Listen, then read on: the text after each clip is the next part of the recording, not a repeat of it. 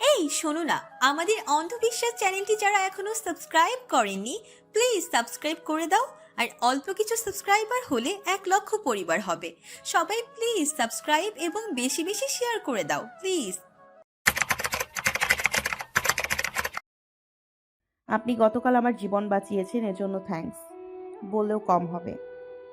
কারো জীবনের মূল্য নিশ্চয়ই একটা থ্যাঙ্কসের চেয়ে ছোট হবে না।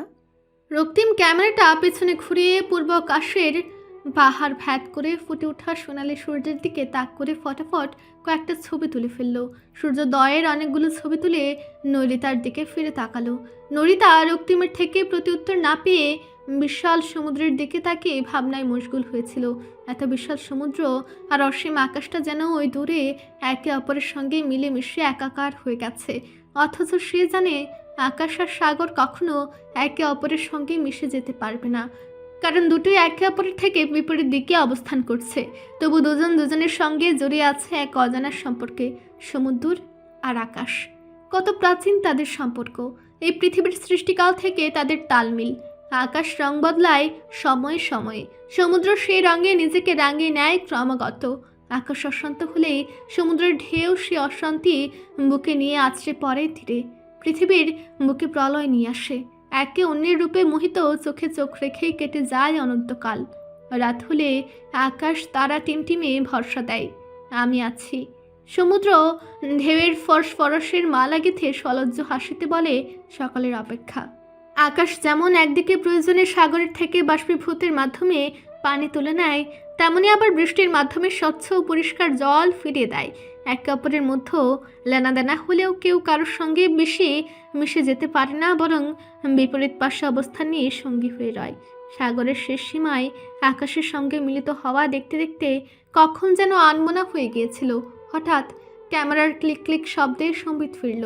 চেয়ে দেখল রক্তিমের ক্যামেরা তার দিকে তাক করা, আর একের পর এক ছবি তুলে যাচ্ছে। কিছুটা অপ্রস্তুত হলো সে।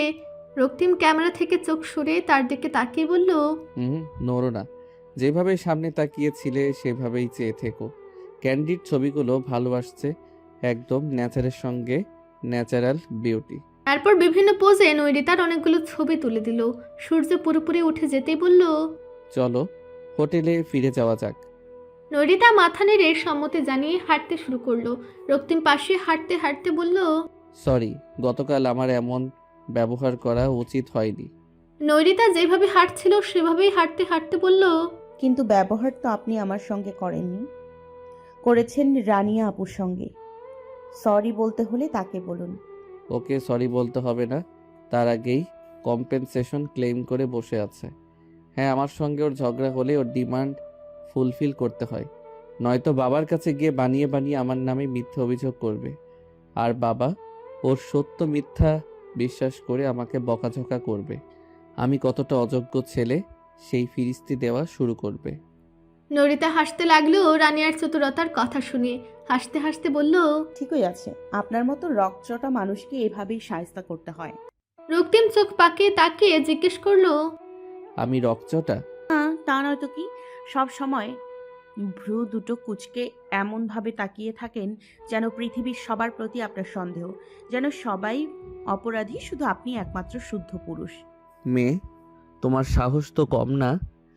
আমি তো ভেবেছিলাম তুমি একটা ভিতর ডিম, এখন তো দেখা যাচ্ছে তোমার অনেক দুঃসাহস। হ্যাঁ, তো কিছুটা আছে বই কি। প্লিজ ভ্রু জোড়া ঠিক করুন। বলে হাসতে হাসতে নৈরিতা নিজের রুমের দিকে চলে গেল। রক্তিম থমকে দাঁড়িয়ে নিজের কপালের নিচে হাত রাখলো। ওগুলো তখনও কুঁচকে ছিল, কপালে কয়েকটা ভাঁজ পড়েছে। সকালে রিসোর্টের ডাইনিং হলে বাফেট ব্রেকফাস্ট করলো। ব্রেকফাস্টে দেশি বিদেশি মিলিয়ে প্রায় 150 আইটেমের খাবার ছিল। 5 স্টার রিসোর্টের এই ব্রেকফাস্টটা রক্তিমের ভীষণ পছন্দ। নিজের পছন্দ অনুযায়ী ইচ্ছে মতো খাবার তুলে নাও। ঢাকায় সে মাঝে মধ্যেই বন্ধুদের নিয়ে রাতে বুফে রেস্টুরেন্টে খেতে চলে যায়। সে বরাবরই ভোজন বিলাসী, তবে খাবারের পার্শ্ব প্রতিক্রিয়া নিয়ে তার শরীরে পড়তে দেয় না সে। নিয়মিত শরীর চর্চায় মেদহীন সুঠাম দেহ তার। আজকে তারা টেকনাফ ঘুরতে যাবে, এজন্য গতকাল রাতে একটা জিপ ভাড়া করেছিল। ব্রেকফাস্ট শেষে সবাই যার যার রুমে চলে গেল তৈরি হতে। রানিয়ার সঙ্গে শাড়ি নিয়ে এসেছে সমুদ্রের পাড়ে ছবি তুলবে বলে। নরিতাকেও জোর করে একটা শাড়ি পরিয়ে দিয়েছে। রেজওয়ানা আশাকে বলেছে শাড়ি পরতে। মেয়েকে হাসি খুশি দেখে আশার অনেক ভালো লাগছে। অনেকদিন পর তার নিজের মনটাও একটু ফুরফুরে লাগছে। রানিয়া সদা হাস্যোজ্জ্বল আর মিশুকে স্বভাবের মেয়ে। অপরদিকে রেজওয়ানা আপাও সদা লাপি মানুষ। শুধু রক্তিম একটু গম্ভীর প্রকৃতির হলেও ছেলেটা ভীষণ পরোপকারী, যা একটু রাগ বেশিই। চার নারী যখন শাড়ি পরে একসঙ্গে হেঁটে যাচ্ছে তখন সবাই রীতিমতো হা করে তাকিয়ে আছে। রক্তিম লোভিত অপেক্ষা করছিল। শাড়ি পরিহিত চার নারীকে দেখে সে চিনতে পারেনি, তাই নিজের ফোনে মনোনিবেশ করলো। আবারও কিন্তু পরক্ষণে রানিয়ার কণ্ঠ শুনে চেয়ে চমকে উঠল। আরও বেশি চমকপ্রদ ঘটনা হলো নরিতাকে শাড়িতে দেখা। এটা যে নরিতা তা যেন ওর চোখ বিশ্বাস করতে চাইল না। নীলে ঢালা পোশাকে দেখা নরিতার সঙ্গে এই নরিতার অনেক পার্থক্য।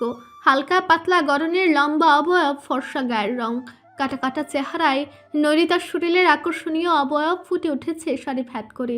শাড়ির ভাঁজে ভাঁজে যেন লুকিয়ে আছে এক রহস্যময় আকর্ষণ, যা চোখ ফেরাতে দেয় না সহজে। রানিয়ার ডাকে উঠে দাঁড়িয়ে হাঁটা শুরু করলো, কাউকে কিছু না বলে। পেছনে চার নারী মূর্তিও হাঁটতে শুরু করলো। চটের বাইরে জিপ দাঁড়িয়ে ছিল। ওরা উঠে বসতে গাড়ি চলতে শুরু করেছে। রক্তিম ড্রাইভারের পাশের সিটে বসেছে। পেছনে ছাদ খোলা জিপে চারজন বসেছে। আশা রেজওয়ানাকে বলল, আপা, রক্তিমের জন্য মেয়ে দেখা শুরু করেছেন, বউ কবে ঘরে তুলছেন? বউ তো ওর বাবা পছন্দ করেছে, ছেলে হ্যাঁ বললেই শুভ কাজে দেরি করব না। রক্তিমের বিয়ের কথা শুনে নৈরিতা গাড়ির ফ্রন্ট মিররে তাকালো। রক্তিমও সেই মুহূর্তেই তার অনুসন্ধানের শিকারী চোখজোড়া মিররে স্থাপন করেছে।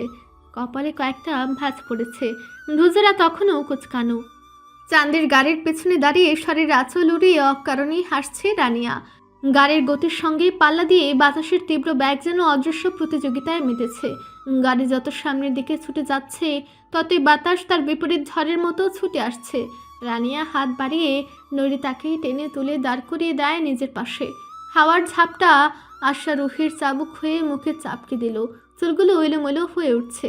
কানে হু হু শব্দে ঢুকে যায় হাওয়ায় বনবাসীর সুর। মাথার উপরে সূর্যের তেজ বাড়ছে, কিন্তু ছুটন্ত গাড়ি বলে গায়ে লাগছে না। রানিয়া অকারণে খুশিতে চিৎকার করে ওঠে। ফাঁকা রাস্তায় চিৎকারের ধ্বনি প্রতিধ্বনিত হয়ে ফিরে আসে। রাস্তায় গাছের ডালপালা পেছিয়ে যেতে যেতে হঠাৎ ঝাপসা ছবির মতো ভেসে ওঠে। বাতাসে তাদের দুলনি আরও দ্রুততর মনে হয়। নরিতা আরও ভীষণ ভালো লাগছে। এভাবে কখনো গাড়িতে চড়া হয়নি, কখনো বুনো হাওয়ায় চুল এলোমেলো হয়ে ওঠেনি। মনের ভেতর খুশিটা টকবক টকবক করে লাফাচ্ছে। একঘেয়েমি জীবনে যেন একটুখানি মন কেমন করা আনন্দ দোলা দিয়ে যায়। নরিতা নিজের এলোমেলো চুলগুলো সামলাতে হিমশিম খাচ্ছে। শাড়ির আঁচল টেনে শক্ত হাতে ধরে রেখেছে। রানিয়া ফটোফট ফোনের ক্যামেরায় নিজের ছবি তুলে ফেলল। পেছন থেকে আরেকটা চাঁদের গাড়ি ছুটে আসছে পর্যটকদের নিয়ে। তাদের গাড়ির কাছে সে একটু যেন স্লো হলো। গাড়িতে সব ছেলেদের দল। রানিয়া আর নরিতাকে উদ্দেশ্য করে হাত নেড়ে গাড়িটির সামনে চলে গেল, যেন ইশারায় বলছে, তোমরা এসো, আমরা যাচ্ছি টেকনাফের বিরল সৌন্দর্য আবিষ্কার করতে। রানিয়া মাথা নুয়ে সামনে রক্তিমকে দেখে নিল। না, ভাইয়া খেয়াল করেনি। রেজওয়ানা হঠাৎ আশাকে বলল, রক্তিমের বাবার সঙ্গে কখনো কোথাও বেড়াতে যাওয়া হয়নি। আমি সব সময় স্কুলের চাকরি, সংসার, বাচ্চাদের নিয়ে ব্যস্ত থেকেছি। কখনো সেভাবে সময় হয়নি। আর না সে কখনো আমাকে জিজ্ঞেস করেছে আমি কোথাও যেতে চাই কি না। জানা রক্তিমের বাবা হুটহাট চলে গেছে তার মন ভালো করতে বন্ধুদের সঙ্গে। কক্সবাজার, সিলেট, চট্টগ্রাম, রাজশাহী, কত জায়গায় যে ঘুরে বেরিয়েছে। আর ওদিকে আমি সংসার, সন্তান, চাকরি সামলাতে গিয়ে হিমশিম খেয়েছি। তার সেদিকে কোনো খেয়াল ছিল না। টাকা পয়সার অভাব কখনো ছিল না আমাদের, কিন্তু মানুষটা কখনো আমার কষ্ট বোঝার চেষ্টা করেনি। পৈতৃক সূত্রে পাওয়া ঢাকায় বাড়ি, ব্যবসা পেয়েছে, সেটাই নিয়মিত খোঁজ খবর নিয়ে সামলে রেখেছে। ডুবে যেতে দেয়নি। নিজের চেষ্টায় সে কিছুই করেনি। বন্ধুদের পাল্লায় পড়ে এলাকায় রাজনীতির সঙ্গে জড়িয়ে আরও ব্যস্ত সময় কাটাতে লাগলো। এলাকার মেয়র, কমিশনার তার বন্ধু, এমপি তার বড় ভাই, এভাবেই একটা জীবন কাটিয়ে দিয়েছি। আশা দীর্ঘশ্বাস ফেলে রেজওয়ানার হাতের উপর হাত রেখে বলল, এখন আর আফসোস করে দুঃখ পেয়ে কী হবে? মাশাল্লাহ, আপনার কষ্টের প্রতিদান পাওয়ার সময় এসেছে। আগে যা পাননি তা এখন আপনার ছেলে আপনাকে দিচ্ছে। হ্যাঁ, রক্তিমের চাকরি হওয়ার পর গত 1 বছরে বেশ কয়েকটি জায়গায় বেড়াতে নিয়ে গেছে। ছেলে আমার ছোটবেলা থেকেই মায়ের প্রতি প্রখর দৃষ্টি, বোনকে দুহাতে আগলে রেখেছে। আমার স্কুলে থাকার সময়টাতে ও সব সময়ই আপনজনদের প্রতি খুব যত্নশীল। তাহলে আর দুঃখ পাচ্ছেন কেন? না, দুঃখ পাচ্ছি না, হঠাৎ করেই মনে হলো নিজের একটা অপূর্ণ দম্পতির কথা। আশা, আমার ছেলে মেয়ের জন্য দোয়া করো। আশা তখন অন্যমনস্ক হয়ে মৃত স্বামীর সঙ্গে কাটানো সুন্দর মুহূর্তের কথা ভেবে বুক ভেঙে এলো। মানুষটা তাদের বুক দিয়ে আগলে রেখেছে সব সময়। এত দ্রুত চলে যাওয়ার কি খুব প্রয়োজন ছিল? দুপুরের প্রখর রোদে সূর্য যেন আগুনের গোলা হয়ে মাথার উপর ঝুলে আছে। সূর্যের তেজ কালো চোখ ধাঁধিয়ে দেয়। খোলা আকাশে তাকানোই দায় হয়ে উঠেছে। নরিতা রানিয়া ব্যাগ খুলে কালো গ্লাস চোখে পড়ে নেয়। এবার চোখের আরাম পাচ্ছে। চারদিকে চোখ মেলে তাকানো যাচ্ছে। এত সৌন্দর্য যদি চোখের ইমেজে ধারণ করতে না পারে তবে আশাটাই বৃথা। রাস্তার পাশে সারি সারি বেঁধে দাঁড়িয়ে আছে জালাদের রং বেরঙের সাম্পান নৌকা। পথের একপাশে দাঁড়িয়ে থাকা উঁচু উঁচু সবুজাব পাহাড় যেন মেঘের আকাশ ছুঁয়ে প্রেম নিবেদন করছে। আরেক পাশে সমুদ্রের নীল জল সূর্যের আলোতে নীল নীল ঢেউ তুলছে। ঝাউ গাছগুলো মাথা উঁচু করে সগর্বে দাঁড়িয়ে আছে। রানিয়া চিৎকার করে ডেকে উঠল, ভাইয়া প্লিজ এখানে গাড়ি থামাও, যাও বনের ছবি তুলবো। রক্তিম ড্রাইভারকে বলল গাড়ি নিরাপদ স্থানে দাঁড় করাতে। টেকনাফ পটুয়ার ট্যাগ বীজ সংলগ্ন রাস্তার পাশে গাড়ি দাঁড় করানো হলো। সবাই নেমে গেল গাড়ি থেকে। রাস্তার পাশে বড় বড় ঝাউ গাছ মাথা উঁচু করে দাঁড়িয়ে আছে। গাড়ি থেকে নেমে ঝাউ বনে প্রবেশ করতে যেন একরাশ গরম বাতাস চোখ মুখ ছুঁয়ে দিয়ে গেল। চামড়ার উপর তাপের দহন টের পাওয়া যায়। বাতাসে সূর্যের অতি বেগুনি রোশনির প্রবল প্রতাপ। তবু গাছের ফাঁকে ফাঁকে হেঁটে যেতে ভালো লাগছে। রানিয়া নরিতার হাতে ফোন ধরিয়ে দিয়ে বলল, নইডিয়ার আমার ছবি তুলে দাও, আর হ্যাঁ, ছবিগুলো যেন ক্যান্ডিড মনে হয়। নরিতা হেসে ক্যামেরায় চোখ রাখলো। শাড়ি পরায় ছবি তুলতে ঝামেলা হচ্ছে। রক্তিম এসে তাকে বাঁচিয়ে দিল। নরিতার হাতে থাকা রানিয়ার ফোনটা বেজে উঠল। ফোনের কলার নেমের দিকে তাকিয়ে আবার রানিয়ার দিকে তাকালো। ফোনের পাওয়ার বাটন চেপে ধরে রানিয়ার হাতে ফোনটা তুলে দিয়ে ইশারা করলো। রক্তিম ক্যামেরা হাতে এসে বলল, যাও সবাই দাঁড়াও, আমি ছবি তুলে দিচ্ছি। রেজওয়ানা বলল, তোরা বাবা পোলাপান মানুষ, তোরাই ছবি তোল, আমার কি এখন এসবের বয়স আছে? রক্তিম বলল, বয়স নাই বলেই আরও বেশি করে ছবি তুলবে, ঘুরবে, বেড়াবে, যাতে মন প্রফুল্ল থাকে। এখন দাঁড়াও প্লিজ। আশা বলল, আপা, রক্তিম তো ঠিকই বলেছে। বয়স আর এমন কি হয়েছে আপনার? এখনও ঘুরে ফিরে চলতে পারছেন।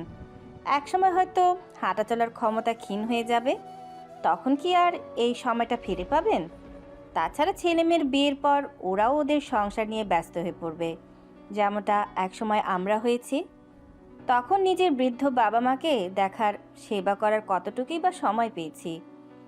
বিয়ের পর নৌরির বাবার সঙ্গে আজ এই জেলা কাল ওই জেলা ঘুরে বেরিয়েছি। বাবার বাড়ি আসার সুযোগ কমই ছিল। আর এখন ওর বাবা নেই বলে একা একা মেয়েকে নিয়ে কোথাও যাওয়ার সাহস পায় না। ওর বাবা বেঁচে থাকতে অনেক জায়গায় ঘোরা হয়েছে। এবার মেয়ে সাহস করে বলল, চলো মা, সেমিস্টারে ব্রেক চলছে, কক্সবাজার ঘুরে আসি। আমার বোন ভাগ্নেটাও সাহস দিয়ে বলল, যাও ঘুরে আসো। অনেকেই আজকাল একা একা ট্যুরে যায়, আর তোমরা তো দুজন আছো একে অপরের খেয়াল রাখার জন্য। ব্যাস চলে এলাম। মেয়েটা আনন্দ পাচ্ছে, এটাই আমার সার্থকতা। হ্যাঁ, তা ঠিক বলেছে তোমার বোন। তুমি যখন প্রথমে স্কুলে জয়েন করলে তখন আমরা সিনিয়র টিচাররা তোমাকে খেয়াল করতাম কি বিষণ্ণ চোখ দুটো নিয়ে ঘুরে বেড়াতে। পরে জানতে পেরেছি সদ্যই তুমি স্বামী হারিয়েছো। রক্তিম তাড়া দিলে তাদের গল্প থামে দাঁড়ালো। রানিয়া রেজওয়ানাকে জড়িয়ে ধরলো। অন্য পাশে নরিতা আশার গলায় হাত রেখে দাঁড়িয়েছে। সবার গ্রুপ ফটো তোলা হলে রক্তিম সামনে দাঁড়িয়ে সেলফি তুলল। আশা নরিতা মা মেয়ের অনেকগুলো ছবি তোলা হলো। দুজনের মনে কারো অনুপস্থিতির শূন্যতার দহনে মন পড়ছে। তবু হাসি মুখের আড়ালে কষ্ট লুকিয়ে রাখার আপ্রাণ চেষ্টা। বাবা নেই আজ 4 বছর। এই 4 বছরে তাদের জীবনে আনন্দের মুহূর্ত খুব কমে এসেছে। রক্তিম ক্যামেরায় লেন্স জুম করে কাছে টেনে চেয়ে রইল দুটো টলমল ঝাপসা চোখে, যার মুখে হাসি কিন্তু চোখে কান্না লুকিয়ে আছে। নিজের অজান্তেই ভ্রু দুটো আবারও কুঁচকে গেল।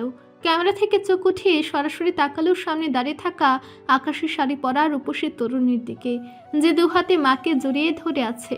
টলটলে স্বচ্ছ চোখ, তার গাঢ় কাজলে ঢাকা, ঠোঁটে আর্চিড ডিপ ব্রাউন লিপস্টিক, ঝরঝরে রেশমি চুল পিঠ ছুঁয়েছে, কানে দুল, গলায় পাতলা স্বর্ণের চেইন। অপূর্ব সুন্দর কোনো জিনিসের দিকে দীর্ঘক্ষণ তাকিয়ে থাকতে নেই, তাতে লোভ জাগে নিজের করে পাওয়ার। কিন্তু সে জানে সব কিছু নিজের জন্য চাইতে নেই। দুর্বুদ্ধ কিছু পেতে হলে হৃদয়ের সংসারকে আলিঙ্গন করতে হয়। এছাড়া মেয়েটা বয়সে রানিয়ার চেয়েও ছোট আর মায়ের খুব আদুরে। বেশ কিছু ছবি তোলা হলে নরিতাকে জিজ্ঞেস করলো সে ক্যামেরায় তাদের তিনজনের ছবি তুলে দিতে পারবে কিনা। নরিতা জানালেও সে পারবে। রক্তিম ক্যামেরা হাতে নিয়ে নরিতাকে দেখিয়ে দিচ্ছে কিভাবে ছবি তুলবে, কিভাবে ব্রাইটনেস কম বেশি করবে, লেন্সের ডিস্টেন্স কতটুকু থাকবে। নরিতা রক্তিমের কাছাকাছি দাঁড়িয়ে ক্যামেরার দিকে তাকিয়ে আছে। ওর সামনের কয়েক জোড়া ছোট ছোট সিল্কি চুল বাতাসে উড়ে এসে রক্তিমের নাকে মুখে সুড়সুড়ি দিয়ে যাচ্ছে। এক মুহূর্তের জন্য রক্তিম থেমে গেল। রেশমের মতো চুলগুলো থেকে কেমন একটা মিষ্টি ঘ্রাণ পাচ্ছে। না, এটা শ্যাম্পুর ঘ্রাণ নয়, কারণ একই শ্যাম্পু তার ওয়াশরুমেও আছে, সেটার ঘ্রাণ এমন মিষ্টি মিষ্টি নয়। কোনো ফুলের সুগন্ধি হবে কি? কিন্তু কোনো ফুলের ঘ্রাণও এমন হয় না। তবে কি এটা মেয়েটার পারফিউমের ঘ্রাণ? সুন্দরী মেয়েরা কি পারফিউমও চুলে দেয়? কি জানি, দিলেও দিতে পারে। মেয়েদের দ্বারা সবই সম্ভব। রানিয়াকে জিজ্ঞেস করতে হবে। রক্তিম ক্যামেরার ফাংশন বোঝাতে গিয়ে হঠাৎ থেমে গেল। নরিতা চোখ তুলে দেখলো তার চুলগুলো রক্তিমকে বিরক্ত করছে। তাড়াতাড়ি চুলগুলোর সামনে নিয়েই কানের পিছে গুজে দিল। তারপর বলল, আমি পারবো ভাইয়া, আমার কাজিনের ক্যামেরায় আগেও ছবি তুলেছি। রক্তিম কটমট করে তাকিয়ে বলল, এটা আগে বলবে না? এতক্ষণ তাহলে বোবা হয়েছিলে কেন? আর ওই বেয়াদব চুলগুলো শাসনে রাখতে শেখো। আপনি শিখিয়ে আনন্দ পাচ্ছিলেন, তাই আপনাকে নিরাশ করতে মন চায়নি। রক্তিম কটমট করে তাকিয়ে চলে গেল মা বোনের কাছে। যেতে যেতে বলল, ছবি যেন পারফেক্ট হয়। ছিচকাদুনে মেয়ে। নরিতা বিড়বিড় করে নিজের মনে উচ্চারণ করলো। ফিচকাদুনে? রক্তিম হাঁক ছাড়লো। কি ব্যাপার, ছবি তুলবে না? তোমার ভাবনার সময়টুকু এখানেই দাঁড়িয়ে অপেক্ষা করব ঘন্টাখানেক। রেজওয়ানা ছেলেকে ধমকে বললেন, রক্তিম, এটা কেমন ব্যবহার? রানিয়া খোঁচা দিয়ে বলল, তোমার ছেলে সবাইকে আমার মতন মনে করে, আমাকে তো যখন তখন বকা শুরু করে। সেদিন আমার বন্ধুদের সামনে ধমকে উঠেছে। বেশি বকবক করলে এখনই একটা খাবি। হাত উঠিয়ে বলল, দেখেছো দেখেছো, এই জন্যই বলি। উফ, তোরা থামবি? বেড়াতে এসেও লেগে গেছিস। নরিতা ক্যামেরা তুলে ল্যান্সের দিকে তাকিয়ে বলল, সবাই কিউট করে হাসুন যেন ছবিগুলো পারফেক্ট হয়। গরিলার মতো দেখা গেলে তো পরে আমাকেই বলবেন। রানিয়া ফিক করে হেসে ভাইয়ের দিকে তাকালো।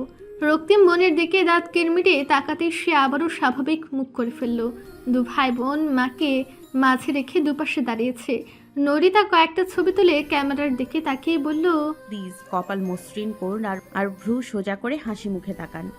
তাতে যেন রক্তিমের কপালের ভাঁজ আরো বেড়ে গেল। রেগে চোখ পাকিয়ে তাকিয়ে রইল নরিতার দিকে, যেন এখনই হাতে নিয়ে কুচলে ফেলবে। রানিয়া একবার ভাইয়ের দিকে তাকিয়ে মুখে আঙ্গুল রেখে চুপ থাকতে ইশারা করলো। নরিতা সেভাবেই ওদের ফ্যামিলি ফটো তুললো। ছবি তোলা হলে রানিয়া বলল, চলো বিচটা ঘুরে দেখে যায়। রেজওয়ানা আশা বলল, তোমরা যাও, আমরা এখানেই বসছি। ওরা ঝাউবন পেরিয়ে বিচের দিকে গেল। পুরো বেদ জুড়ে ছোট বড় অনেক প্রবল পাথর। এখানে মানুষের অনেক ভিড় বলে আর দাঁড়ালো না। এবার গাড়ি নিয়ে সোজা চলে গেল সাবরাং ট্যুরিজম পার্কে। সাবরাং ট্যুরিজম পার্কে পৌঁছে কিছুটা হতাশ হলো তারা। প্রথম কারণ, এখনও কোনো কাজই সম্পূর্ণ হয়নি। শুধু উঁচু দেয়ালে একটা ঘড়ি লাগানো হয়েছে। ঘড়ির নিচে দাঁড়িয়ে পর্যটকরা ছবি তুলছে। এছাড়া পুরো জায়গা ফাঁকা বলে রোদের উত্তাপে গলে যাওয়ার অবস্থা। রোদটা আকাশ থেকে নেমে সরাসরি বালিতে এসে পড়ছে। রাস্তার ধুলো বালিতে সূর্যের রোশনি আপতিত হয়ে যেন আগুনের স্ফুলিঙ্গ ছড়িয়ে দিচ্ছে। রোদের এত তীব্রতা দেখে রেজওয়ানা আশা গাড়িতেই বসে থাকার সিদ্ধান্ত নিল। রক্তিম নেমে চারপাশ হেঁটে দেখছে। মানুষের ভিড়ও কম নয়, তবে এখানে এসে তাদের মতো সকলেই হতাশ হলো। অনেকেই নেমে গেছে সমুদ্রের জলে গোসল করতে। ও হ্যাঁ, এখানে একটা জিনিস দেখা যাচ্ছে, বড় বড় পাথর। বালির বাঁধ আর সাগরের বিশাল বিশাল ঢেউ যা ইনানিতেও দেখা যায়নি। এত বিশাল ঢেউ যে তাতে যে কোনো মানুষের তলিয়ে যাওয়ার সম্ভাবনা রয়েছে। দুরন্ত ছেলেরা তবু পাড়ে দাঁড়িয়ে জলে গা ভেজাচ্ছে। রানিয়া নৈরিতা গাড়ি থেকে নেমে একটু হেঁটেই আবারও গাড়ির কাছে চলে এসেছে। এতটুকুতেই সময়েই তাদের গায়ের জ্বালা পোড়া অনুভূতি হচ্ছে। শরীরের সূর্যের তাপের তীব্র দহন এমনভাবে হচ্ছে যেন প্রতিটি রশ্মি আগুনের সূচ হয়ে বিচ্ছে। শরীরের চামড়া যেন অদৃশ্য আগুন ছুঁয়ে যাচ্ছে।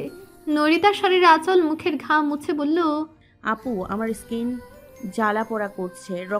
রানিয়া বলল, এভাবে সিনথেটিক কাপড়ে মুখ মুছিস না, স্কিনের ক্ষতি হবে। তোর স্কিন তো এমনিতেই পাতলা। চল, ওখানে টিউবওয়েল আছে, মুখটা ভালো করে ধুয়ে নে। রাস্তার পাশেই টিউবওয়েলটা আছে, ওখানে অনেকেই পানি দিয়ে হাত মুখ ধুয়ে নিচ্ছে। রানিয়া টিউবওয়েল চেপে দিলে নৈরিতা ঠান্ডা পানিতে মুখটা ভালো করে ধুয়ে নিল। রানিয়া বলল, এ পানি খাস না, আমাদের গাড়িতে মিনারেল ওয়াটার আছে। নৈরিতা মুখটা ধুয়ে যেন একটা শান্তি পেল।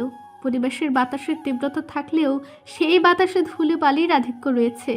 গরম বাতাসে মনে হচ্ছে শ্বাসরুদ্ধ হয়ে যাবে। গাড়ির কাছে এসে রক্তিমকে দেখা গেল ডাব কলা নিয়ে এসেছে। রেজওয়ানা আশার হাতে ডাব, রানিয়ার হাতে ডাব তুলে দিয়ে নৈরিতার দিকে চেয়ে রানিয়ার উদ্দেশ্যে বলল, এই রোদে ঘুরে বেড়ানোর কোনো দরকার ছিল? গরমে ঘেমে চেহারা লাল করে ফেলেছিস। কথাটা রানিয়াকে বললেও নৈরিতার মনে হলো আসলে তাকে উদ্দেশ্য করে বলা হয়েছে। আশা স্ট্র মুখে পুরে ডাবের পানি পান করছে। এক হাতে ধরা টিস্যুটা মেয়ের দিকে বাড়িয়ে দিল। নৈরিতা টিস্যু নিয়ে মুখের পানি মুছল। রক্তিম আরেকটা ডাব রানিয়ার হাতে দিলে সে ডাবটা নৈরিতার হাতে দিল। রক্তিম গাড়ি থেকে নামতে নামতে বলল, কলা খেয়েও সবাই, শরীরে এনার্জি পাবে।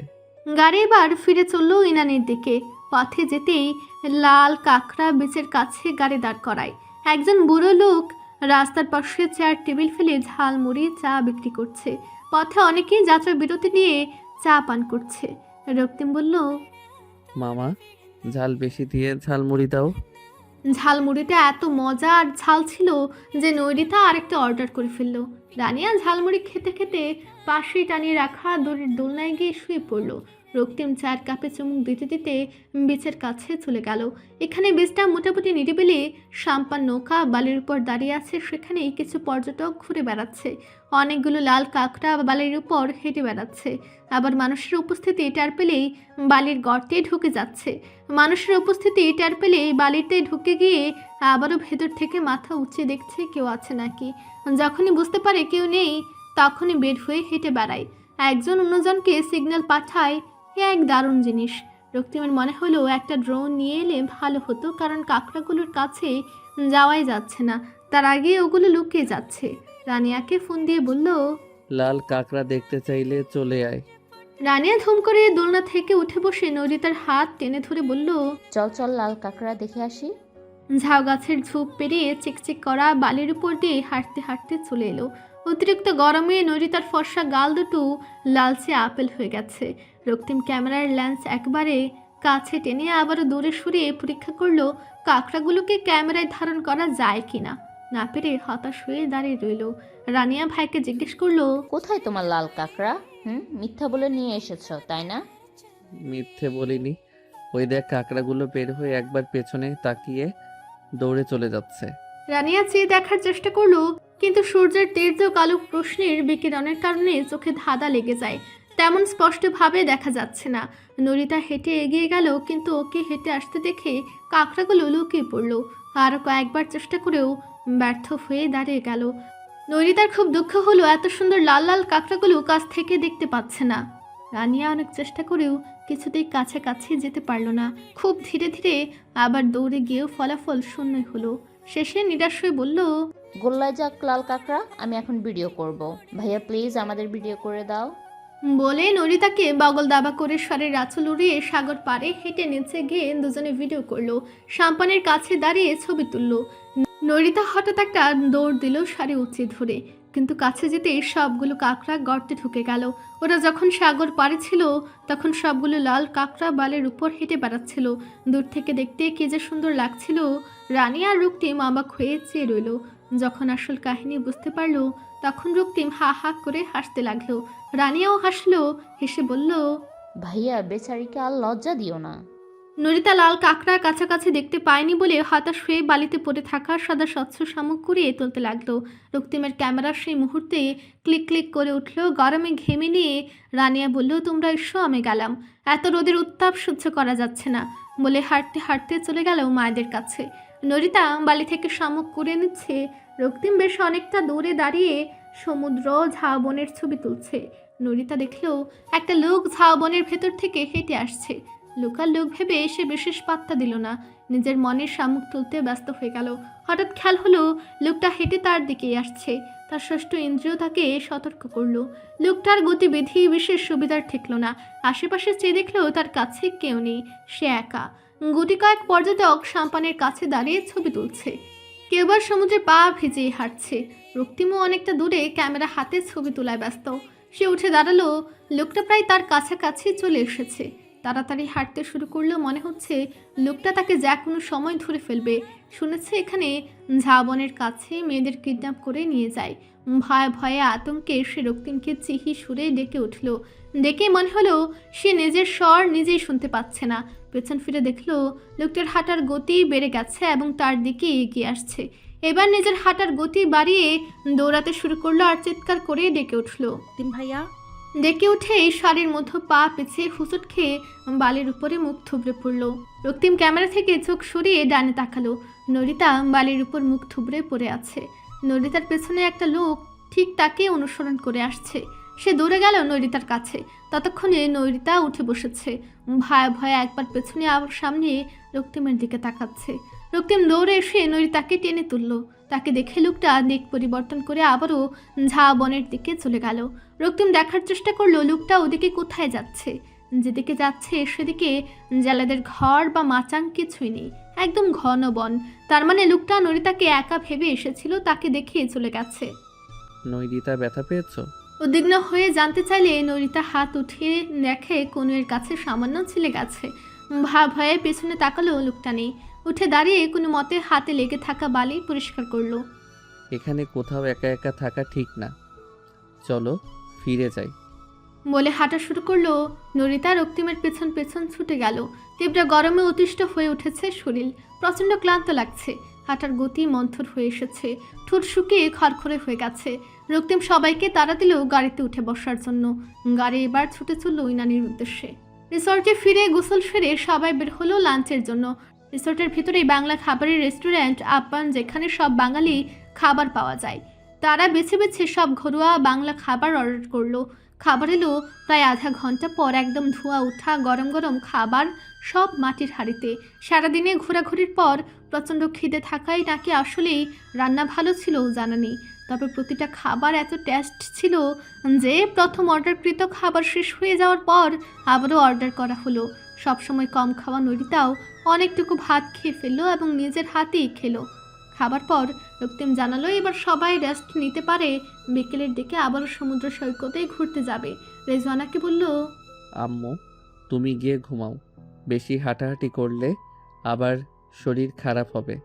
এটা কেমন কথা, বেড়াতে এসে আমি হোটেলে ঘুমিয়ে থাকবো?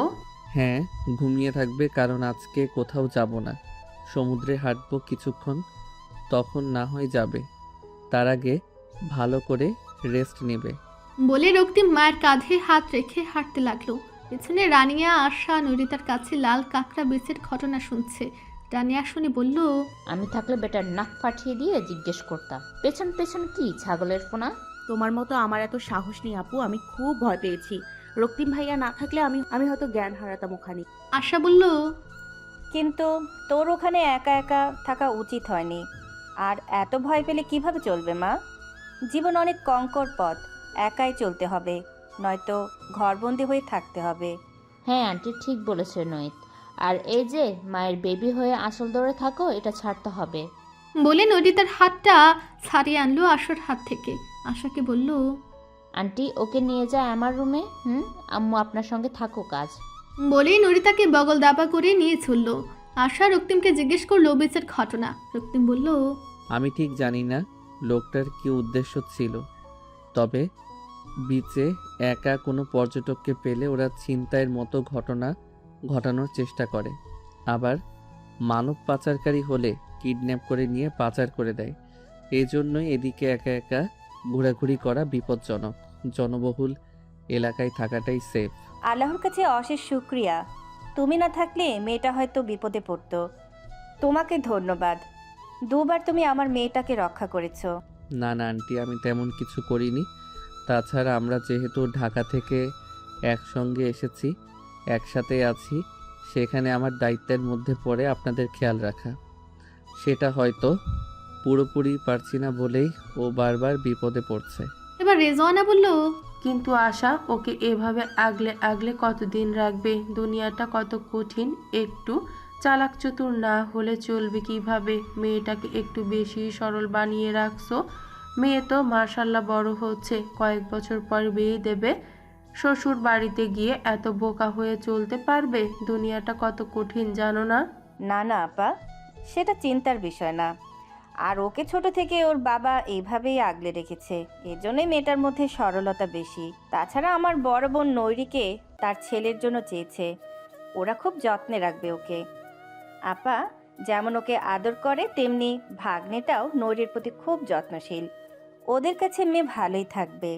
আচ্ছা তাহলে তো ভালো। তোমার নিজের বোন যখন, তখন আর চিন্তা কিসের? কথা বলতে বলতে রক্তিম, রেজওয়ানা, আশা লিফটে উঠেছে। রক্তিম সোজা হয়ে দাঁড়িয়ে আছে। আশার সব কথাই শুনতে পেল সে। হাতের ফোনের স্ক্রিনে চোখ সেটে আছে। রানিয়া মূলত নরিতাকে টেনে নিয়ে এসেছে নিজের কাজে। মায়ের সঙ্গে থাকলে ফোনে কথা বলতে পারছিল না নোবেলের সঙ্গে। নরিতাকে গল্প করার কথা বলে নিয়ে এসে নিজে ফোনে কথা বলায় ব্যস্ত হয়ে পড়েছে। নরিতা হতাশ নিঃশ্বাস ফেলে বালিশে মাথা রাখলো। হাতের ব্যথা নিয়ে কিছুক্ষণের মধ্যেই ঘুমে তলিয়ে গেল। ঘুমের ঘুরে টার পেল কেউ তার কনুয়ের ছড়ে যাওয়া অংশে ওষুধ লাগিয়ে দিচ্ছে। স্যাভলনের তীব্র ঝাঁজে ঘুমের মধ্য উক করে উঠল। কপালে ভাঁজ পড়ল কয়েকটা। তা দেখে সেবাদানকারী হাসল। সেই নাকি শুধু কপাল কুঁচকে রাখে। এই মেয়েটার কপালেও তো কয়েকটা ভাঁজ পড়েছে। কিন্তু না, নিজেরটা তো দেখবে না, শুধু দেখবে অন্যেরটা। পকেট থেকে ফোন বের করে ঘুমন্ত রাজকুমারীর কয়েকটা ছবি তুলে দরজা খুলে বেরিয়ে গেল। দরজা আটকানোর শব্দ কানে বেজে উঠতেই ঘুমটা যেন একটু হালকা হলো। সূর্যাস্তের আগে রানিয়া নরিতাকে ঘুম থেকে টেনে তুলল। নরিতা কোনো মতে চোখ মুখে পানির ঝাপটা দিয়ে জামা বদলে রানিয়ার সঙ্গে বের হলো। সমুদ্রের পাড়ে এসে দেখা গেল লোকজনের ভিড়। সবাই দিনের শেষ সূর্যাস্ত উপভোগ করতে এসেছে। বাচ্চারা বালির উপর ছুটাছুটি করছে, প্রাপ্তবয়স্করা জলে নেমে গা ভেজাচ্ছে। নবদম্পতি প্রেমিক যুগল হাতে হাত রেখে পানিতে নগ্ন পা ভিজিয়ে হাঁটছে। ক্যামেরা নিয়ে স্থানীয় ছেলেদের দল ছুটে যাচ্ছে পর্যটকদের কাছে। কেউ কেউ চুক্তিতে ছবি তুলছে। কক্সবাজারের স্থানীয়দের উপার্জনের একমাত্র মাধ্যম হলো পর্যটক নির্ভর ব্যবসা। আশা রেজওয়ানাকে নিয়ে ছাতার নিচে ড্যাক চেয়ারে বসে গল্প করছে। নুরিতা আপন মনে একা একাই পানিতে পা ভিজিয়ে হাঁটছে। রানিয়া কানে এয়ারপড গজে হেঁটে হেঁটে কথা বলছে তার গোপন প্রেমিকের সঙ্গে। রক্তিম বীচ বাইকে ঘুরে বেড়াচ্ছে। কিছুক্ষণ পর সূর্যাস্তের মুহূর্তে সমুদ্র যেন রঙিন এক স্বর্গরাজ্যে পরিণত হয়েছে। দিনের শেষ আলো ধীরে ধীরে মিলিয়ে যাচ্ছে। আকাশে ছড়িয়ে পড়েছে লাল, কমলা আর সোনালি আভা। সমুদ্রের উত্তাল ঢেউগুলো সেই আলোতে এক অন্যরকম কিরণ ছড়াচ্ছে। পাখিরা ঝাঁক বেঁধে নিড়ে ফিরে যাচ্ছে। আর সমুদ্র তটে দাঁড়িয়ে থাকা মানুষজন সে অপূর্ব সৌন্দর্য দৃশ্য উপভোগ করছে মুগ্ধ হয়ে। শমিত লাল সূর্য সমুদ্রের বুকে ধীরে ধীরে তলিয়ে যাচ্ছে, যেন সমুদ্র বুক ভরে তাকে লুকিয়ে নিচ্ছে। এই দৃশ্য শুধু চোখে নয়, হৃদয়ে গভীর প্রশান্তি এনে দেয়। সূর্য ডুবে যাওয়ার পর ঝলসানো রুটির মতো চাঁদটা সমুদ্রের বুক চিরে ভেসে উঠেছে। ধীরে ধীরে চারপাশে অন্ধকার নেমে এলো। সমুদ্র উত্তাল স্রোতের জোয়ার এসেছে। বালির উপর হার্ট শেপ এঁকে তার ভেতর নিজের নাম লিখল রক্তিম। তারপর হাঁটতে হাঁটতে চলে গেল সামনের দিকে। কিছুক্ষণ পর বিড়ালের মতো পা টিপে টিপে একজোড়া ফর্সা নগ্ন পা এগিয়ে এসে রক্তিমের নামের উপর লিখল ফিলিং ফর ইউ। লিখে দূর দূর বুকে আবারও ফিরে গেল। কেউ জানলো না, কেউ দেখলো না। শুধু বিশাল এই সমুদ্র জানে তার কাছে এসে কত তরুণ হৃদয়ে ভালোবাসার জন্ম নেয়, কত বিরহী মন তার না পাওয়া ভালোবাসাকে ভেবেই আনমো না। প্রেমিক হৃদয়ে অশেষ ভালোবাসা জাগ্রত হয়। মায়ের স্রোত তৈরি হয় হৃদয়ের বদ্ধ কুঠুরিতে। প্রিয়জনকে ঘিরে স্বপ্ন, আশা আর আবেগ জন্ম নেয়। একটু অভিমানেও ভেঙে যায় মন। আবারও ছোট্ট হাসিতেই ভরে ওঠে আনন্দে। হ্যারি নাম হয়তো ভালোবাসা, হ্যারি নাম প্রেম। পরদিন সকালে রিসর্টের কমপ্লিমেন্টারি বুফে ব্রেকফাস্ট শেষে রুমে গিয়ে সবাই গোছানো শুরু করলো। যদিও তেমন কিছু বাকি ছিল না, টুকটাক জিনিস ছাড়া। গতকাল রাতে সব কিছু গুছিয়ে রাখা হয়েছে। গতকাল রাতে আশা রিসর্টের রেস্টুরেন্টে রেজ ব্যাটারি lobster with garlic herb sauce crab fry treat দিয়েছে। এই দুদিনে যদিও মেইন কোর্সের বিল শেয়ার করেছে, কিন্তু ঘুরতে গিয়ে টুকটাক এটা সেটা খাবারের বিল রক্তিমই দিয়েছে। দুটো দিন প্রকৃতির মাঝে থেকে প্রকৃতির রং রূপ গায়ে মেখে আবার ফিরে যাচ্ছে ইট পাথরের ধোয়া মাখা যান্ত্রিক জীবনে। নরিতার মনটা খারাপ হয়ে আছে। ইস, আমার স্কুল থেকে যদি দুটো দিন ছুটি পাওয়া যেত, তবে আরেকটু বেড়ানো যেত। সকালে 11টার দিকে সবাই রুম থেকে বের হলো লাগেজ নিয়ে। রক্তিম রিসেপশনে চেক আউট করলো। রিসর্টের গাড়ি চেক আউট করা সকল গেস্টকে কলাতলি বাজার পর্যন্ত পৌঁছে দেবে। নান্দনিক সৌন্দর্যে ভরপুর রিসর্ট, উঁচু উঁচু পাহাড়, কল্লোল ঢেউয়ের সমুদ্র, ঝাউবন, বড় বড় ঝাউ গাছ পেছনে ফেলে গাড়ি ছুটে চলেছে কলাতলির দিকে। নরিতা উন্মুখ হয়ে চেয়ে আছে বাইরে। রানিয়াকে বলল, ইস আপু, আমার বাড়ি যদি এখানে হতো তবে কত ভালো হতো। প্রতিদিন বিকেলে চলে যেতাম সমুদ্রের কাছে, যেখানে গেলে মন ভালো হয়ে যায়। যার বিশালতার কাছে নিজেকে ক্ষুদ্র মনে হয়, তার কাছে গিয়ে বুক ভরে নিঃশ্বাস নিতাম। আহা, এত আবেগী হলে চলে? শোন, ঢাকা শহর তোর কাছে ভালো লাগে? নরিতা মাথা নেড়ে বলল, ভালো লাগে না। রানিয়া ওর কাঁধে হাত রেখে বলল, কেন ভালো লাগে না? ঢাকার শহর দোয়ার শহর, জ্যামের শহর, গ্যাঞ্জামের শহর, অতিরিক্ত সংখ্যা বলে, তাই তো? হ্যাঁ, ঠিক তাই। অথচ এই ঢাকা শহরের মতন এত আধুনিক ফ্যাসিলিটি তুই অন্য কোথাও পাবি না। এই যে রিসোর্টে এত এত সুযোগ সুবিধা, এত এত রয়্যাল খাবার দাবার, সবই কিন্তু ঢাকা থেকে ট্রান্সপোর্টেশন করে নিয়ে আসে। রিসোর্টের বাইরে গেলে এর অনেক কিছুই পাবি না। আর এখানে যা কিছু অথেন্টিক পাওয়া যায় তা তুই ঢাকা পাবি না। আর সেটা হলো খোলা হাওয়া, শান্ত পরিবেশ, সমুদ্রের গর্জন, নীল জল। অথচ ঢাকার বাইরে অনেক ছেলে ফেলে ঢাকাকে জাদুর শহর মনে করে, এখানে গিয়ে সেটেল হতে চায়। কিন্তু কেন বলতো? কারণ দূর থেকে সবকিছুই সুন্দর, মায়াময় আর আকর্ষণীয়। তুই ঢাকার বাসিন্দা বলে তোর কাছে ঢাকা ভালো লাগে না। আবার ওরা দুর্গম এলাকার মানুষ বলে ওদের কাছে ঢাকা শহর জাদুর শহর মনে হয়। কিন্তু কয়েকদিন থাকার পর মনটা হাঁপিয়ে উঠবে গ্রামে ফেরার জন্য, কিন্তু ফিরতে পারবে না, কারণ ততদিনে এই ধোঁয়াময় নকল আভিজাত্যের অভ্যাস হয়ে যাবে। ঠিক তেমনি তোর প্রতিদিন সমুদ্র দেখতে দেখতে মনে একঘেয়েমি চলে আসবে। আর ভালো লাগার জিনিসে একঘেয়েমি চলে আসার চেয়ে দূর থেকে অলিক স্বপ্ন বনে কাছ থেকে একটুখানি ছুঁয়ে দেওয়াই ভালো। এতে ভালোবাসার প্রতি অভক্তি অরুচি আসে না, বরং ভালোবাসা দিনকে দিন বাড়তেই থাকে। এখন যেমন চলে যাচ্ছিস বলে আফসোস হচ্ছে, এই আফসোস বুকে নিয়ে আবার হয়তো 1 বছর 2 বছর পর আসবি এক আকাশ সমান ভালোবাসা নিয়ে, হয়তো প্রিয় কোনো মানুষের সঙ্গে অনেক অনেক স্মৃতি জমিয়ে নিয়ে আবার ফিরে যাবি। আর এটাই হলো জীবন। নরিতা এতক্ষণ তন্ময় হয়ে রানিয়ার কথা শুনছিল। এবার সে রক্তিমের দিকে তাকিয়ে জিজ্ঞেস করলো, সেটা কি মানুষের ক্ষেত্রেও? রক্তিম বিপরীত পাশে তাদের থেকে 2 সিট সামনে বসেছে। রক্তিমের পেছনের সাইডটায় শুধু দেখা যাচ্ছে। আজকে জিন্সের সঙ্গে লাল টি শার্ট পরেছে। তার পেশি বহুল বজ্রের মতো দৃঢ় হাতের শিরা উপশিরা ফুটে উঠেছে।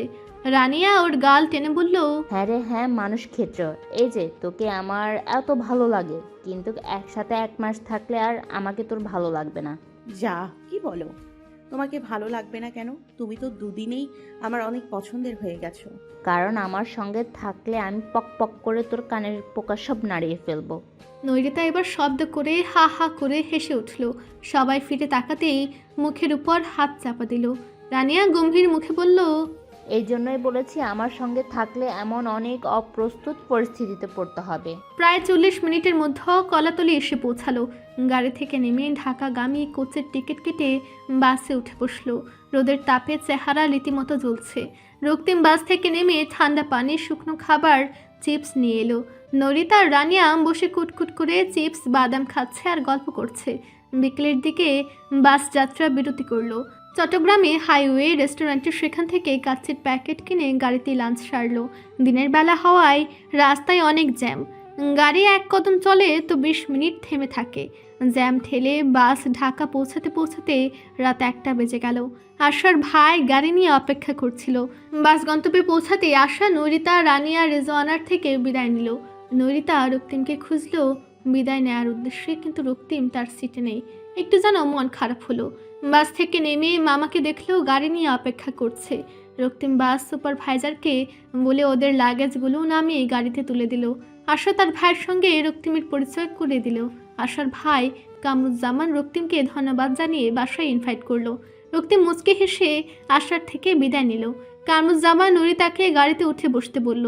নরিতা রক্তিমের দিকে একবার আর চোখে চেয়ে গাড়িতে উঠে বসলো। অন্ধকারে দেখা যায় না, কিন্তু রক্তিম তখন নরিতাকে দেখছিল। আশা উঠে বসতেই জানালার কাছে গিয়ে আবারও আশার থেকে বিদায় নিয়ে নরিতার উদ্দেশ্যে বলল, ওকে নরিতা, ভালো থেকো তাহলে। We have a good time together. Good night and good bye. Narita হঠাৎ কেঁপে উঠল। রক্তিম তাকে ডেকে উঠায়। বোকার মতো চেয়ে রইল, কোনো প্রত্যুত্তর দেওয়ার আগেই রক্তিম চলে গেল। মনে মনে বলল, গুড বাই মুসলমান।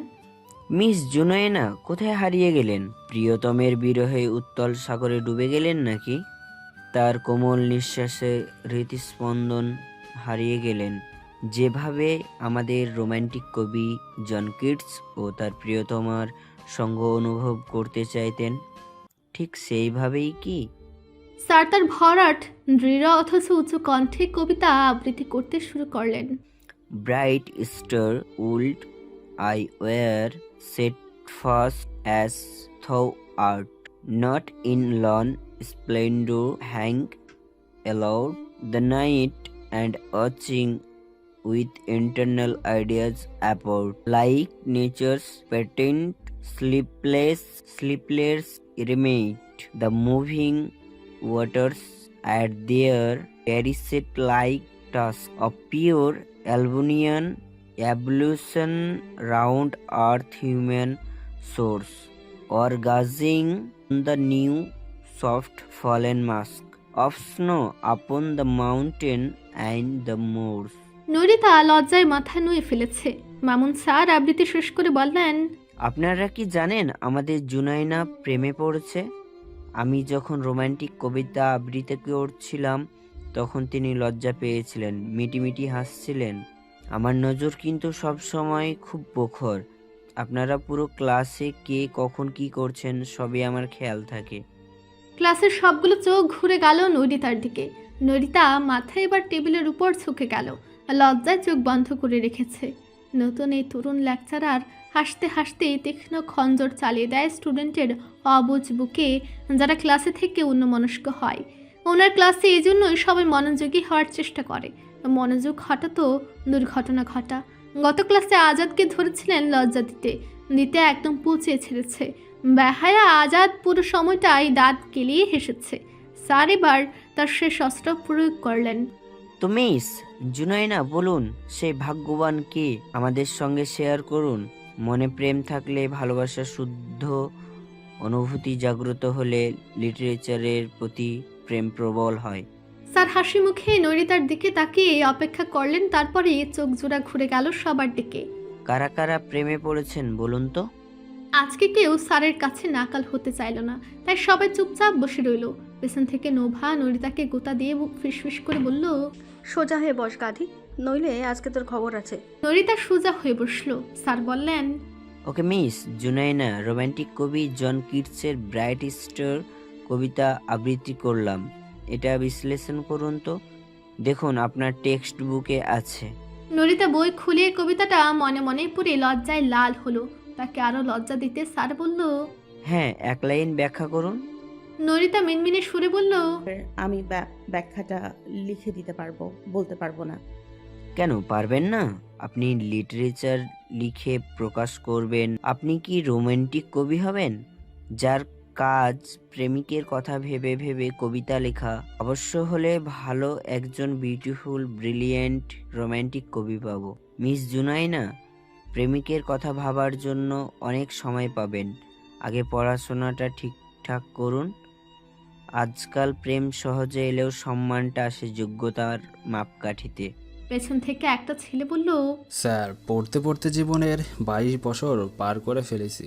প্রেম কি বুড়ো বয়সে করব? তখন তো প্রেম হবে না, হবে পরকীয়া, তাও সিনিয়র ভাবিদের সঙ্গে।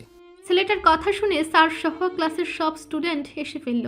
আর নরিতা স্যারের বেশ বাক্য পান করা থেকে বেঁচে গেল। স্যার হাসতে হাসতে বললেন, মিস্টার পরক্রিয়া প্রেমিক আপনার সঙ্গে অন্যদিন বসবো। সবাই কবিতাটা ভালো করে পড়বেন এবং এই চ্যাপ্টারটা প্রশ্ন উত্তরগুলি তৈরি করে আনবেন। আগামী সপ্তাহে আপনাদের ক্লাস টেস্ট নেওয়া হবে। স্যারের ক্লাস টাইম শেষ হওয়ায় তিনি বেরিয়ে গেলেন। সবাই হইচই করতে করতে ক্লাস থেকে বের হয়ে গেল। পরবর্তী ক্লাস 1 ঘন্টা পর। ততক্ষণে ক্যান্টিনে বসে আড্ডা দেবে, কেউ বা লাইব্রেরিতে বসবে। ক্যান্টিনে গিয়ে সবাই বসলো। আজাদ নৈরিতাকে উদ্দেশ্য করে জিজ্ঞেস করলো, দোস্ত ব্যাপার কি বলতো?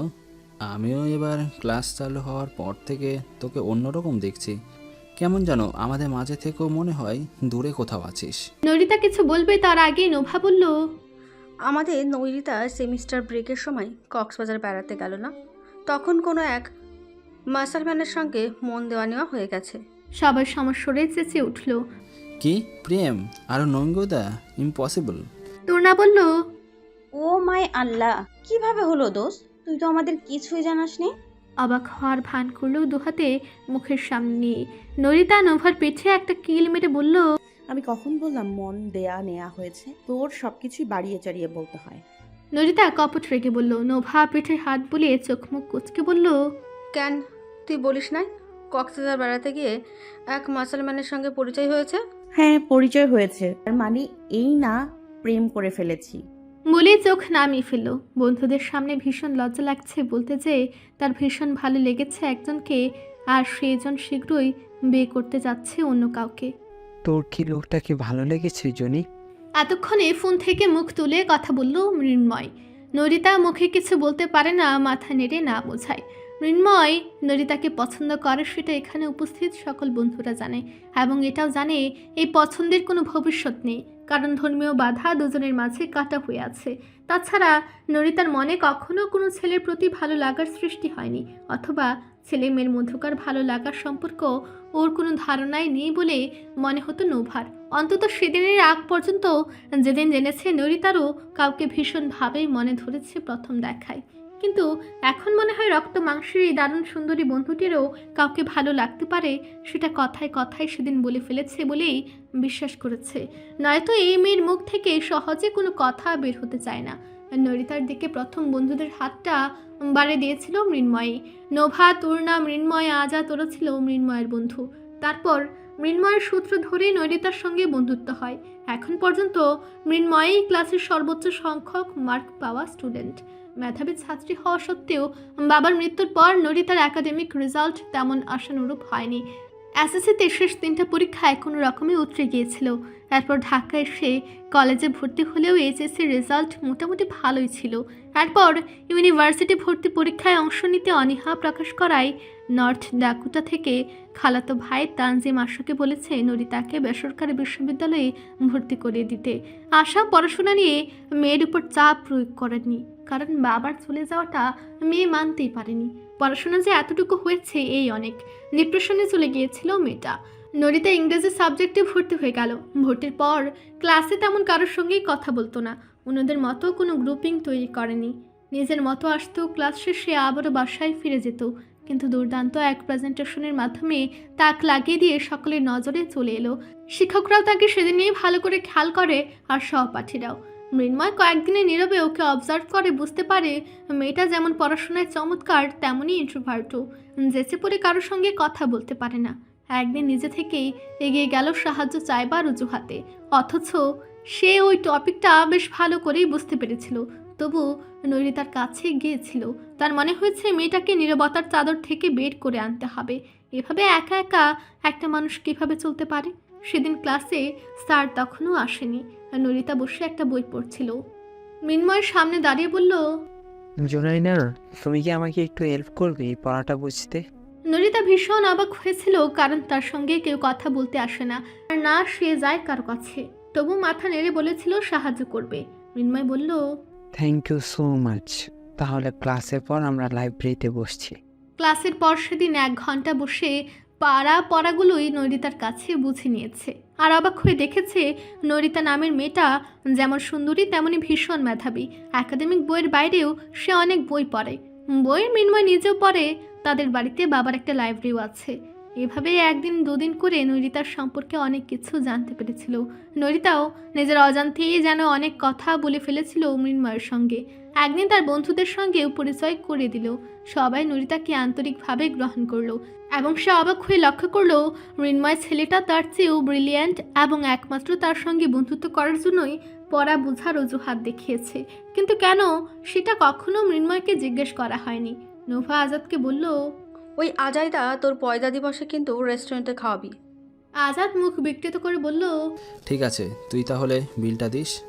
হ, দিমু বিল। কিন্তু কেন দিমু? তোর বার্থডে তুই খাওয়াবি।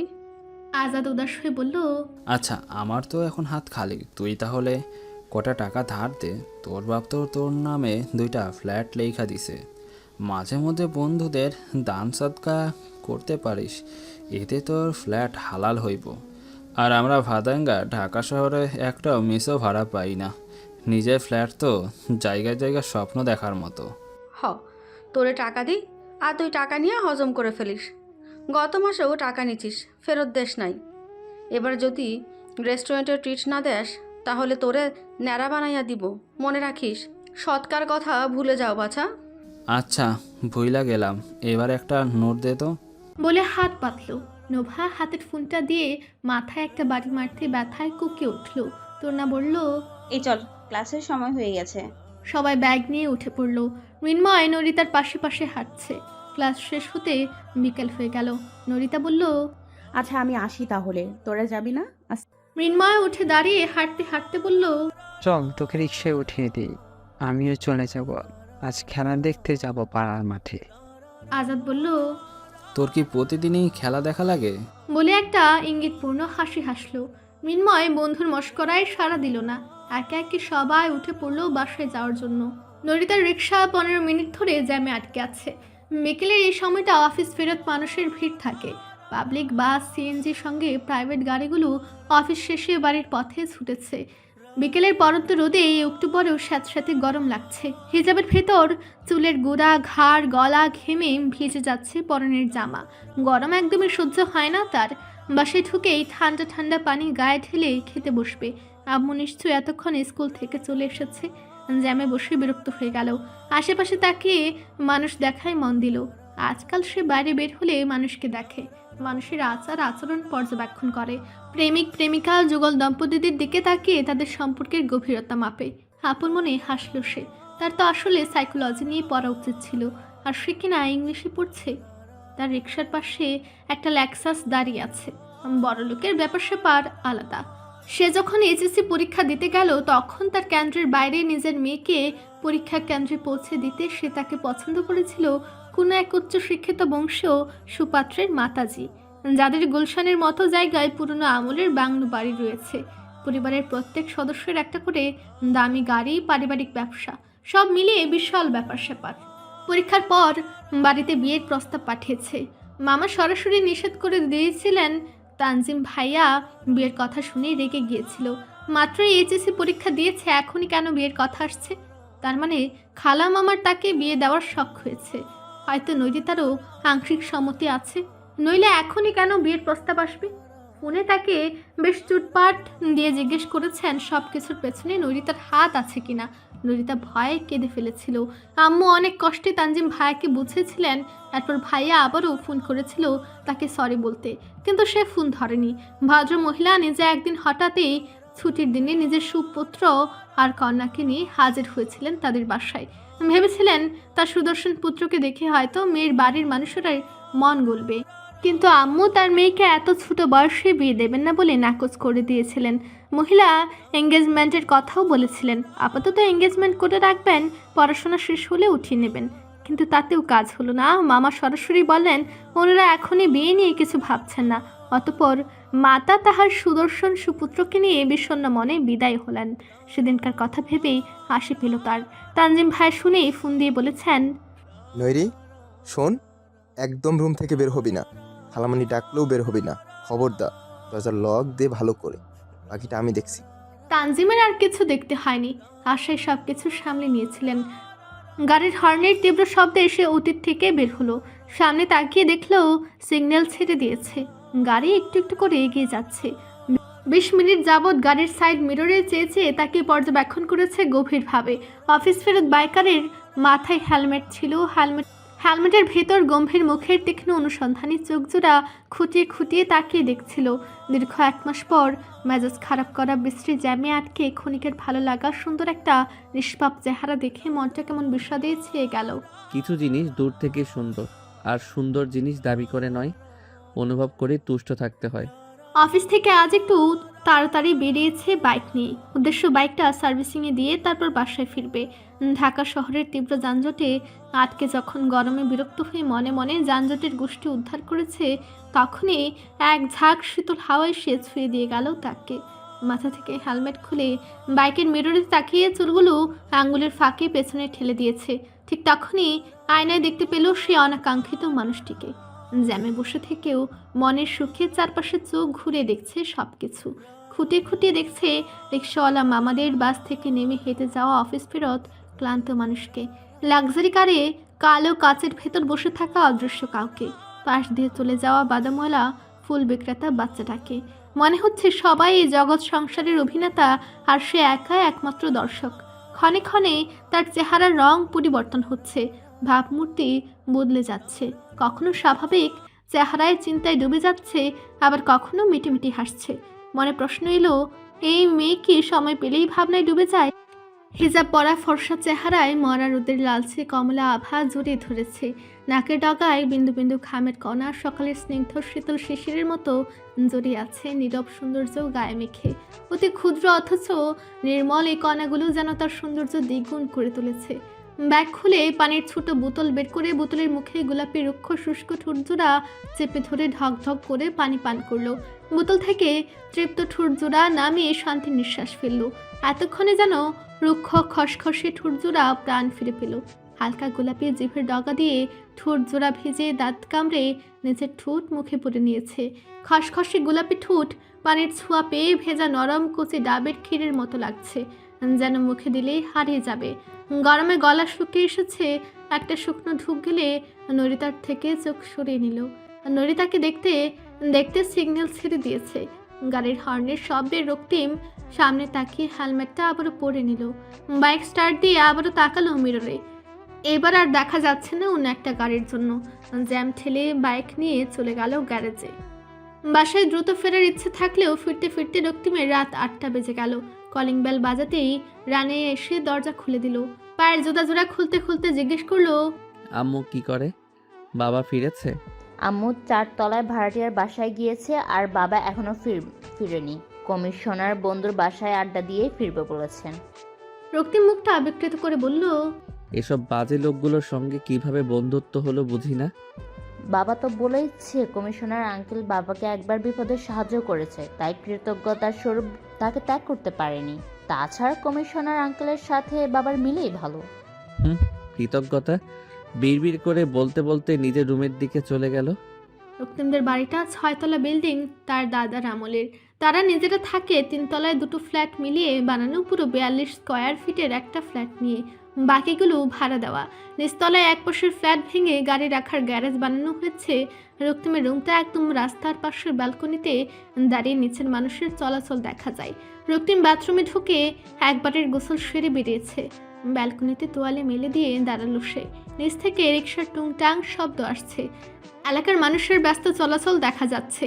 এই এলাকায় আগে এত বাড়ি ছিল না, বেশিরভাগ পতিত জমি, পুকুর, খেলার মাঠ ছিল। জনসংখ্যার ঘনত্বের ফলে ধীরে ধীরে পুকুর ভরাট হয়ে বাড়ি উঠেছে। খেলার মাঠে বিশাল কমপ্লেক্স তৈরি করা হয়েছে, নতুন রাস্তা করা হয়েছে, সেই সাথে এলাকা উন্নত হয়েছে। ভাড়াটি আসায় বাড়ির মালিকরা আয়ের উৎস পেয়েছে। ছোটবেলায় এই রাস্তায় বন্ধুদের সঙ্গে কত ক্রিকেট খেলেছে, অথচ এখন 1 মিনিট রাস্তায় দাঁড়ানো যায় না যানবাহনের জন্য। প্রতিটি বাড়ির সামনের অংশ দোকান ভাড়া দেওয়া, তার নিত্য প্রয়োজনীয় জিনিসপত্র এখানেই পাওয়া যায়। রানিয়া দরজায় দাঁড়িয়ে ডাকলো, ভাইয়া ডাইনিংয়ে আসো, ভাত দিয়েছি, আম্মু অপেক্ষা করছে। তুই যা, আমি আসছি। রক্তিম ব্যালকনি থেকে রুমে এলো। রানিয়া চলে যাওয়ার জন্য ঘুরে দাঁড়িয়েছে। রক্তিম পেছন থেকে ডাকলো, নিয়ে আসুন। রানিয়া ঘুরে দাঁড়ালো। রক্তিম সঙ্গে সঙ্গে জিজ্ঞেস করতে পারলো না। আলমিরা খুলে একটা টি শার্ট বের করে গলায় ঢুকে জিজ্ঞেস করলো, আমাদের সঙ্গে যে কক্সবাজার গিয়েছিল আম্মুর কলিগ, ওনার মেয়ে, কি কি যেন নাম? নামটা জানা থাকলেও বোনের সামনে সেটা প্রকাশ করতে অস্বস্তি হলো। রানিয়া উচ্ছ্বসিত হয়ে বলল, নৈচতার কথা বলছো? উফ ভাইয়া, মেয়েটা এত কিউট। ও যদি আমাদের ছোট বোন হতো কি যে ভালো লাগতো। এত ইনোসেন্ট আর এত সুন্দর একটা মেয়ে। আমি ওকে সব সময় সাজিয়ে গুজিয়ে সঙ্গে নিয়ে ঘুরতাম, আর আমার খচ্চরের মতন বন্ধুগুলার নাকে দড়ি দিয়ে পেছন পেছন ঘোরাতাম। রক্তিম মুখে হাত দিয়ে কেসে উঠে জিজ্ঞেস করলো, ওকে কক্সবাজারের ছবিগুলো দিয়েছিস? তোর কাছে ফোন নাম্বার আছে ওর? হ্যাঁ আছে, থাকবে না কেন? ছবিগুলো তুই যেদিন আমাকে দিয়েছিস সেদিন আমি ওকে হোয়াটসঅ্যাপ করেছি। আচ্ছা চল খেতে যাই। আর হ্যাঁ, আমাদের আর কোনো বোনের প্রয়োজন নেই। তুই একাই যথেষ্ট আমাদেরকে নাজেহাল করার জন্য। দ্বিতীয় রানিয়া আর চাই না। তাছাড়া ওই মেয়ের মতো তো নয়ই, যার আগানে বাগানে শুধু বিপদ ওত পেতে থাকে। অমন দ্বিতীয় টিনি রানিয়া লাগবে না। কথা বলতে বলতে রুমের থেকে বের হলো। রানিয়া পেছনে হাঁটতে হাঁটতে মুখ ভেঙচে বলল, তোর নাকে দড়ি দিয়ে ঘোরাবো বলেছি নাকি? নয়তো আমার বোন হলে তোরও তো বোন হবে। জানিস মেয়েটা এত ভালো আর সহজ সরল। আমি যা বলি তা একদম মনোযোগ দিয়ে শুনে, একদম লিসেনার টাইপ মেয়ে। I love her very much. রক্তিমের এবার সত্যি সত্যি কাশি উঠে গেল বোনের বোকামি মার্কা কথা শুনে। চেয়ারে বসে মাত্রই গ্লাসে পানি ঢেলে মুখে দিয়েছিল, রানিয়ার কথায় পানি নাকে মুখে ঢুকে কাশতে শুরু করলো। নিজের অজান্তেই মনে মনে বলল, নিয়মিত ভালোবাসার গল্প শুনতে এবং পড়তে আমাদের অন্ধবিশ্বাস চ্যানেলটি সাবস্ক্রাইব করে পাশে থাকা বেল আইকনটি ক্লিক করুন। ধন্যবাদ সবাইকে।